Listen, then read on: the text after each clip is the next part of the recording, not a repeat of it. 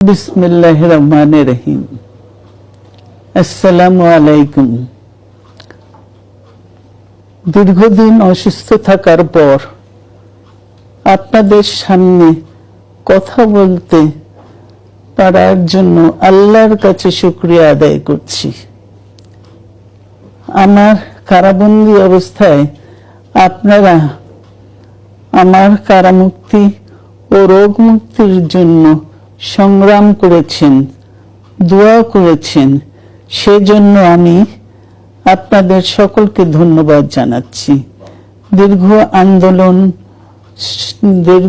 আন্দোলন সংগ্রাম ও ত্যাগের মধ্য দিয়ে আমরা ফ্যাসিবাদী অবৈধ সরকারের কাছ থেকে মুক্তি পেয়েছি।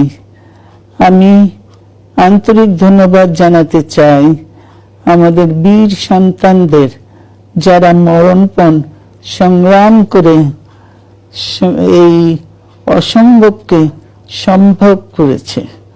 শত শত শহীদদের জানাই শ্রদ্ধা। এ বিজয় আমাদের নতুন সম্ভাবনা নিয়ে এসেছে। দীর্ঘদিনের নজিরবিহীন দুর্নীতি, গণতন্ত্রের ধ্বংসের স্তূপের মধ্য থেকে আমাদের নির্মাণ করতে হবে এক সমৃদ্ধ বাংলাদেশ। ছাত্র তরুণরাই আমাদের ভবিষ্যৎ।